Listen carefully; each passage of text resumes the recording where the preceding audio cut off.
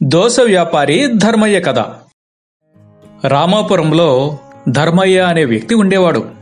అతను ఆ ఊరి నడిబొడ్డున ఒక దోసెల కొట్టును నిర్వహిస్తూ ఉండేవాడు. ప్రతిరోజు ఉదయాన్నే 6 గంటలకే తన దుకాణాన్ని తెరిచేవాడు. ఆ దుకాణంలో దోసెలు తినడానికి చాలా మంది వచ్చేవారు. అక్కడ దోసెలు చాలా రుచిగా ఉండడం చేత అందరూ ఎగబడుతూ తినేవారు. ధర్మయ్య, నువ్వు వేసే దోశలు చాలా బాగుంటాయి. పైగా చాలా తక్కువ ధరకే వాటిని అమ్మి మా ఆకలి తీరుస్తున్నావు అని అందరూ తృప్తిగా తింటూ ఉంటే ధర్మయ్య చాలా సంతోషించేవాడు. అలా తన కష్టంతో బాగా సంపాదించి ఆ చిన్న దుకాణాన్ని అతి తక్కువ సమయంలోనే పెద్ద హోటల్గా మార్చేశాడు ధర్మయ్య. అంతేకాదు, అంత పెద్ద హోటల్లో తను ఒక్కడే పనిచేయడం కష్టం కనుక గోపి, సోము అనే మరో 2 పనివాళ్లను కూడా పెట్టుకున్నాడు.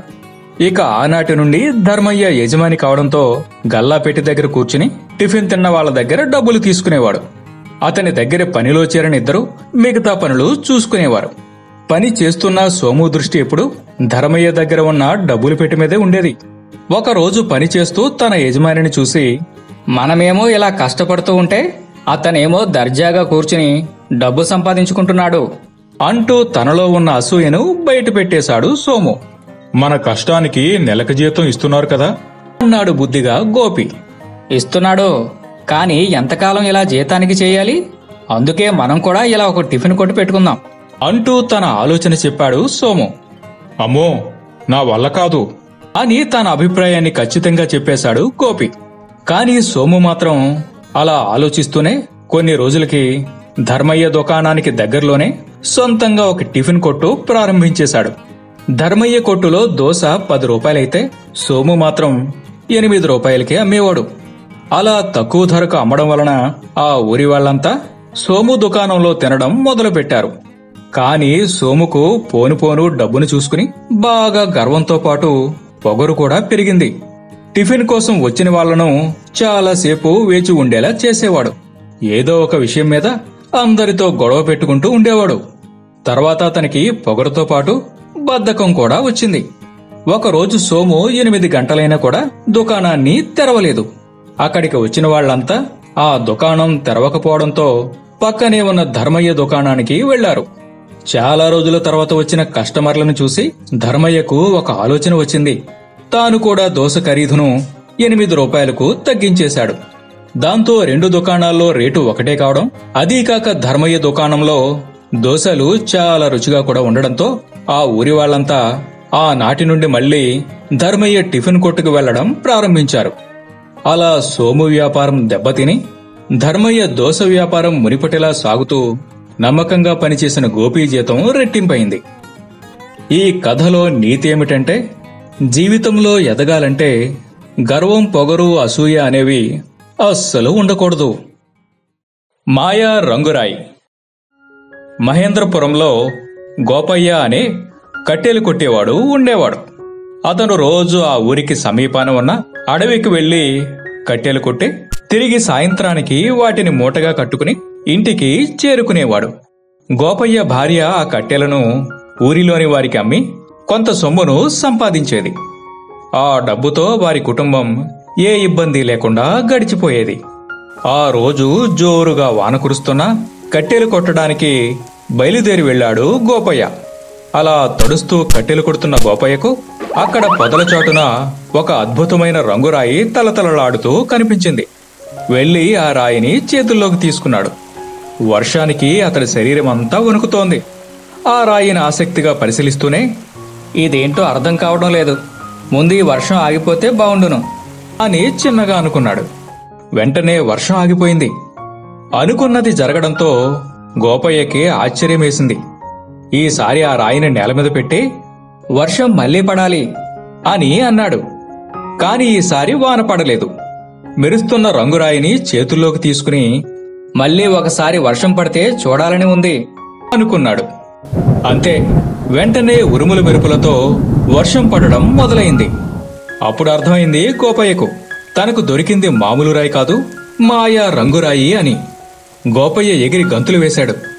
ఈ మాయా రంగురాయితో ఏది కావాలంటే అది సాధించవచ్చు అని మురిసిపోయాడు. వర్షం ఆగిపోవాలని కోరుకున్నాడు. ఆ తర్వాత తనకు రకరకాల ఆహార పదార్థాలు కావాలని కోరాడు. అసలే ఆకలి మీద ఉన్నాడేమో, వాటన్నింటినీ ఆనందంగా తినేశాడు. ఆ రాయిని తన భార్యకు చూపించి తన సంతోషాన్ని పంచుకోవాలని ఇంటి బాట పట్టాడు. ఆ మాయా రంగురాయి గురించి జరిగినదంతా తెలుసుకున్న అతని భార్య దానిని తీసుకుని మంచి ఇల్లు, బోలెడు బంగారం కావాలి అని కోరుకున్నది. వెంటనే కొత్త ఇల్లు, చాలా బంగారం వచ్చి చేరాయి. ఇలా ఏది అడిగితే అది జరుగుతుండేసరికి వారిద్దరూ ఆనందంలో మునిగిపోయారు. అలా రోజులు ఆనందంగా గడిచిపోసాగాయి. ఒకనాడు పట్నంలో పనిబడి అడవి దారి గుండా నడిచి వెళుతున్న గోపయ్యకు సింహగర్జన వినిపించింది. తన వైపే వస్తున్న సింహాన్ని చూడగానే అతను గజగజ వణికిపోయాడు.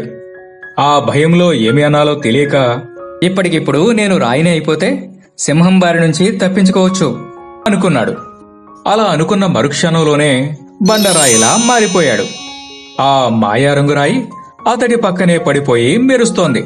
పూర్తిగా బండరాయిలా మారిపోయిన గోపయ్య దాన్ని అందుకోలేకపోయాడు.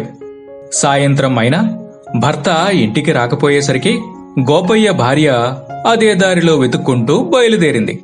భర్త ఎక్కడా కనబడలేదు. అలా వెతుకుతూ వెతుకుతూ అలసిపోయిన ఆమె సరాసరి ఆ బండరాయి ఉన్న ప్రాంతానికి వెళ్లి కూర్చుంది. అంతలోనే అక్కడ మెరుస్తూ రంగురాయి కనపడింది. దాన్ని వెంటనే చేతుల్లోకి తీసుకుని, నా భర్త ఇప్పుడు ఎక్కడున్నాడో, ఏ కష్టాలు పడుతున్నాడో నా కళ్ళకు కనిపిస్తే నాకంతకంటే సంతోషమే లేదు అంటూ కన్నీళ్లు పెట్టుకుంది. అంతే, క్షణాల్లో గోపయ్య మామూలుగా మారిపోయాడు. భర్తను చూడగానే ఆమె ఆనందానికి అంతే లేదు. ఒకవేళ తన భార్య అక్కడికి రాకపోయి ఉంటే పరిస్థితి ఏంటి అనేది తలుచుకోగానే గోపయ్య వణికిపోయాడు. భార్యాభర్తలిద్దరూ ఒక ఆలోచన చేశారు. తాము మునిపటిలా హాయిగా ఉండాలంటే ఏ మాయలు మంత్రాలు వద్దు అని నిర్ణయించుకుని ఆ మాయా రంగురాయిని అక్కడే దూరంగా విసిరేసి వాళ్ళిద్దరూ సంతోషంగా ఇంటికి వెళ్లిపోయారు. తల్లిబాతు తెలివి. ఒక అడవిలోని నదిలో తల్లిబాతు తన పిల్లలతో కలిసి జీవించేది. అవన్నీ నదిలో హాయిగా విహరించి తమకు కావలసిన ఆహారాన్ని సంపాదించుకుని ఆనందంగా గడిపేవి. ఒకరోజు అన్నింటిలోకి చిన్నదైన బాతుపిల్ల, అమ్మా, మేము ఈ అడవి ఎలా ఉంటుందో ఇంతవరకు చూడలేదు. ఒకసారి మమ్మల్ని తీసుకుని వెళ్ళి చూపించవా అని అడిగింది. అందుకు తల్లి అంగీకరించడంతో మరునాడే అటవీ విహారానికి వెళ్లాలని అనుకున్నాయి.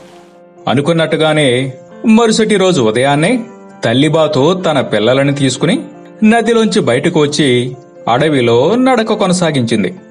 బాతు పిల్లలు చాలా సంతోషంగా అరుచుకుంటూ ఆనందంగా గంతులు వేస్తూ తల్లిని అనుసరించాయి. అడవిలో అవి కాస్త దూరం ప్రయాణించాక తల్లిబాతుకు కొంచెం దూరంలో ఒక తోడేలు కనపడింది. వెంటనే అది తన పిల్లలతో, దూరం నుండి తోడేలు ఇటే వస్తుంది, మీరందరూ వెంటనే కనిపిస్తున్న నదిలోకి వెళ్ళిపోండి అని చిన్నగా చెప్పింది. తల్లి చెప్పినట్టే బాతుపిల్లలన్నీ నది వైపుగా పరుగు తీశాయి. వెంటనే తల్లిబాతు తెలివిగా ఆలోచించి తన రెక్కలను ఈడ్చుకుంటూ చాలా కష్టంగా నడవడం ప్రారంభించింది. ఒకవైపు పరుగులు పెడుతున్న పిల్లలు, మరోవైపు నడవలేకపోతున్న తల్లిబాతును చూసిన తోడేలు, పిల్లబాతులు పంట కిందకు కూడా చాలవు. ఈ పెద్ద బాతు గాయపడి ఉంది, ఎక్కడికి ఎగరలేదు, పరిగెత్తనూ లేదు. నా నుంచి తప్పించుకుపోవడం అసాధ్యం.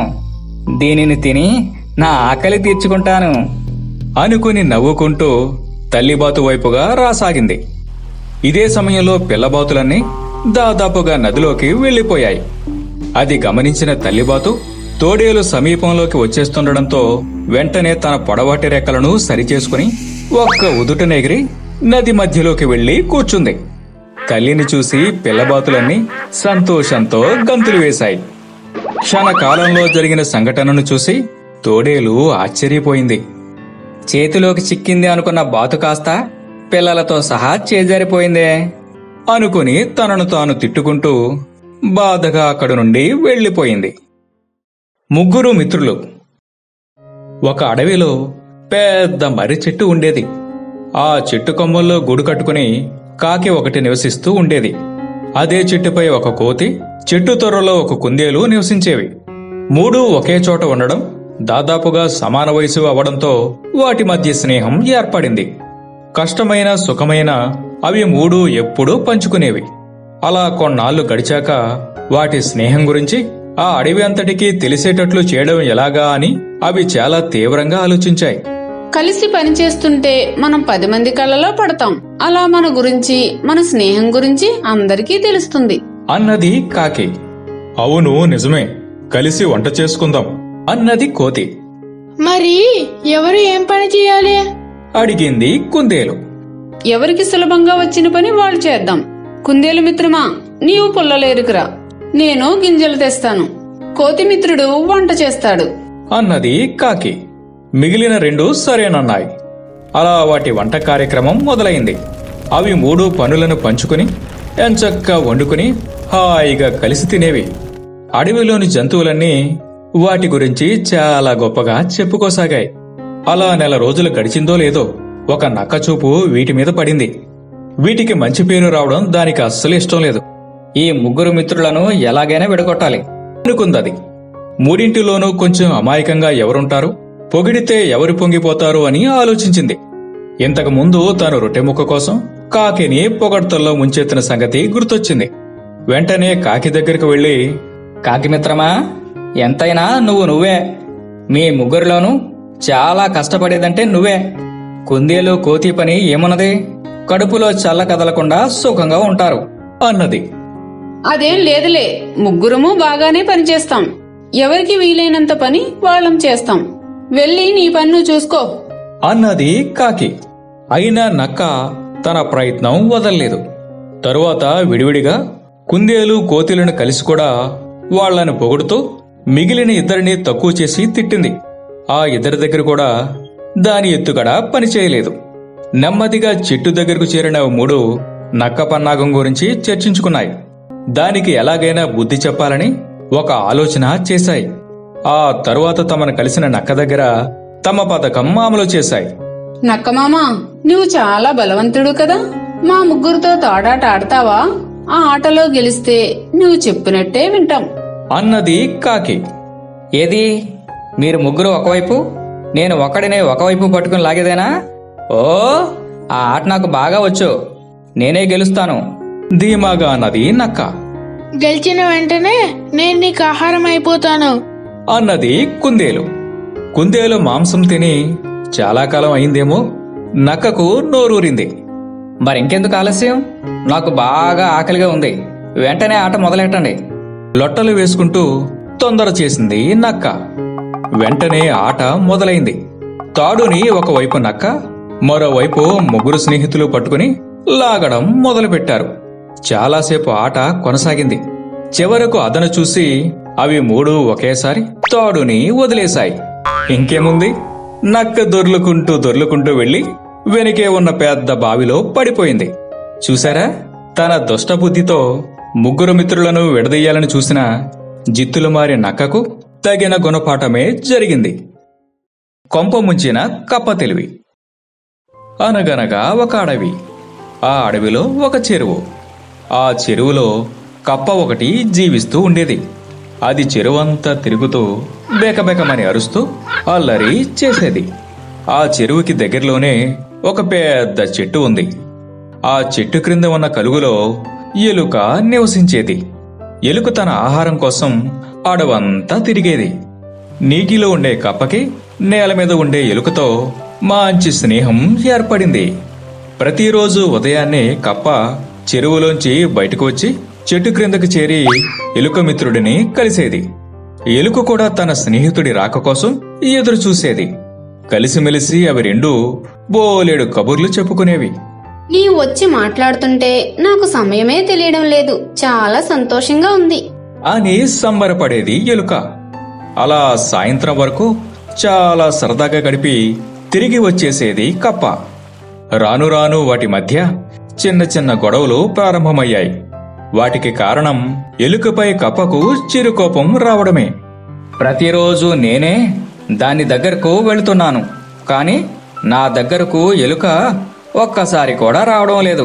ఎలాగైనా నా మిత్రుడికి తగిన బుద్ధి చెప్పాలి అనుకుని తీవ్రంగా ఆలోచించి ఒక నిర్ణయానికి వచ్చింది. ఒకరోజు సాయంత్రం ఇంటికి తిరిగి వచ్చే సమయంలో తన పథకాన్ని అమలు చేయాలనుకుంది కప్ప.